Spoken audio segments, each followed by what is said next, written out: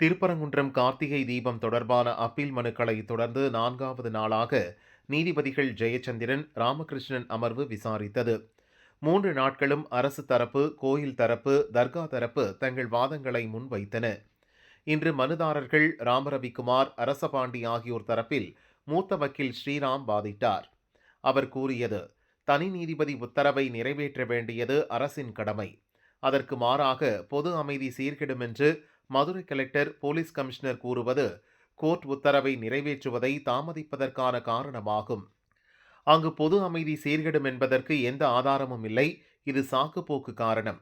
சட்ட அமைப்பான கோர்ட் உத்தரவை நிறைவேற்றாமல் அரசு தனது அடிப்படை கடமையை மீறி உள்ளது.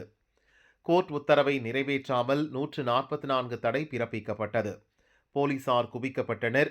அடிப்படை உரிமை அனைவருக்கும் பொதுவானது. இரு மதத்தினர் இடையே பிரச்சினை வரும் என்பதற்காக அடிப்படை உரிமையை நிறைவேற்ற அரசு தயக்கம் காட்டக்கூடாது. மத விவகாரங்களில் தனி நீதிபதி உத்தரவு பிறப்பிக்கலாம். சபரிமலை வழக்கில் தனி நீதிபதி உத்தரவு பிறப்பித்துள்ளார். மேல்முறையீட்டு மனுதாரர்கள் வாதங்களை மட்டும்தான் வைக்கின்றனரே தவிர ஆதாரங்களை தாக்கல் செய்யவில்லை.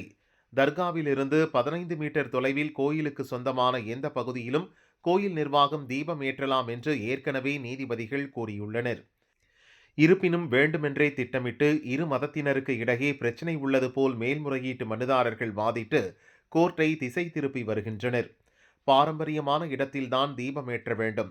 இப்போது ஏற்றும் இடத்தில் தீபம் ஏற்றக்கூடாது என்று மனுதாரர்கள் கோரியுள்ளனர். வழக்கின் தீர்ப்பில் தனி நீதிபதி தனது சித்தாந்தத்தை குறிப்பிட்டுள்ளார் என்று மேல்முறையீட்டு மனுதாரர்கள் கூறுவது ஏற்புடையது அல்ல. தீபம் ஏற்றுவதற்கு முழு அதிகாரம் கோயிலுக்கு உள்ளது. அதற்கான ஏற்பாடுகளை கோயில் நிர்வாகம் செய்ய வேண்டும் என்று ஏற்கனவே நீதிபதி கனகராஜ் தனது உத்தரவில் கூறியுள்ளார். கோயில் சொத்துக்களை பாதுகாக்க வேண்டும் என்ற நோக்கத்தில் தனி நீதிபதி உத்தரவு பிறப்பித்துள்ளார் என்று மனுதாரர் தரப்பு வக்கீல் வாதிட்டார். அப்போது குறுக்கிட்ட நீதிபதிகள் மாற்று இடத்தில் தீபம் ஏற்ற வேண்டும் என்று கூறும்போது மனுதாரரின் மனு நிலைக்கத்தக்கதுதானா என்ற கேள்வி வருகிறதே என்றனர். அதற்கு மனுதாரர் தரப்பு, மலை உச்சியில் தீபம் ஏற்ற வேண்டி மனு அளிக்கப்பட்டது. அந்த மனு நிராகரிக்கப்பட்டதும் கோர்ட்டை நாடினோம். 1996ஆம் ஆண்டு உத்தரவுப்படி தர்காவில் இருந்து 15 மீட்டர் தூரத்தில் தீபம் ஏற்றலாம். அந்த உத்தரவில் எந்த குழப்பமும் இல்லை.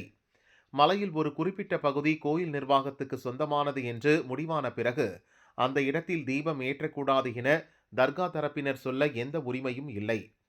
தர்கா தரப்பினர் மலை முழுவதும் சிக்கந்தர் மலை என்று உரிமை கோரி வருகின்றனர். மலையில் ஆடு, கோழி பலியிட அனுமதிக்க வேண்டும் என்கின்றனர். இப்போது நெல்லித்தோப்பில் உள்ள படிக்கட்டுகள் வழியாக தீபமேற்ற செல்வதற்கு விடமாட்டோம் என்று வாதிடுகின்றனர். கோயிலின் கீழ்ப்பகுதியில் இருந்துதான் படிக்கட்டு மேலே செல்கிறது.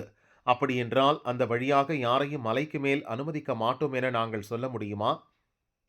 நெல்லித்தோப்பு படிக்கட்டுகளை பயன்படுத்த எந்த தடையும் இல்லை. ஏற்கனவே உள்ள பழக்க வழக்கத்தை தான் கடைபிடிக்கவே கோருகிறோம். ஆனால் அரசு சர்வேக்கல், சமணர் தூண் என்று மாற்றி மாற்றி கூறுகிறது. தர்கா தரப்பில் தூண் தங்களுக்கு சொந்தம் என்று கூறுகின்றனர். மலை உச்சியில் உள்ள தீபத்தூணை அரசு சமணர் தூணாக மாற்ற முயற்சிக்கிறது. வக்ஃபு வாரியத்தின் பணி தர்கா சொத்துக்களை பாதுகாப்பது மற்றும் கண்காணிப்பதுதான். ஒரு பிரச்சனையில் மற்றொரு தரப்பினரிடம் சமரசம் பேசுவதற்கு அதிகாரம் இல்லை என்றார். இதைத் தொடர்ந்து மலை உச்சியில் உள்ள தூணில் தீபங்கள் ஏற்றிய சான்றுகள் இருக்கிறதா? மலை உச்சியில் தீபமேற்ற வேண்டுமென்ற மனுதாரரின் கோரிக்கை விசாரணைக்கு உகந்ததா என்பதை முதலில் தெளிவுபடுத்துங்கள் என்று நீதிபதிகள் கேள்வி எழுப்பினர்.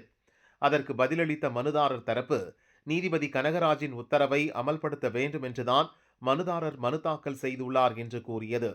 இதையடுத்து வழக்கு விசாரணையை நீதிபதிகள் ஒத்திவைத்தனர்.